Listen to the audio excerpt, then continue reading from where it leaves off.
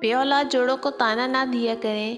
کسی مرد یا عورت کے اختیار میں خود اولاد پیدا کرنا نہیں، یہ اختیار صرف اللہ کے پاس ہے۔ یا اللہ تمام بے اولادوں کو اولاد صالحہ نصیب فرما، آمین۔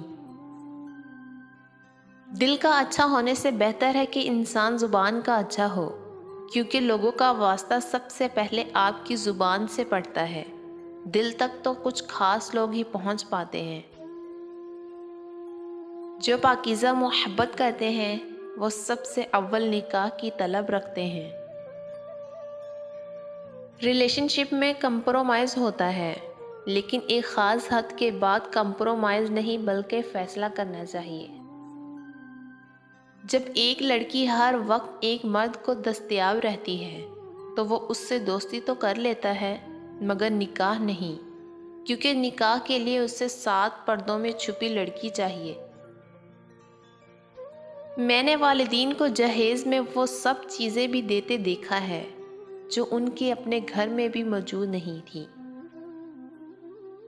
عورت میں ایک خاص صلاحیت ہے کہ وہ حالات کے مطابق اپنے والدین کا بیٹا بھی بن سکتی ہے اور اپنی اولاد کا باپ بھی۔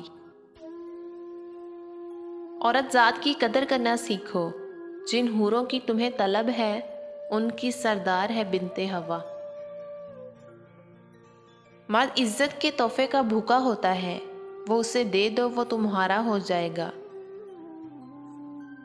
کبھی کبھی تعلقات تو ختم ہو جاتے ہیں مگر ان کے درمیان محبت ختم نہیں ہوتی۔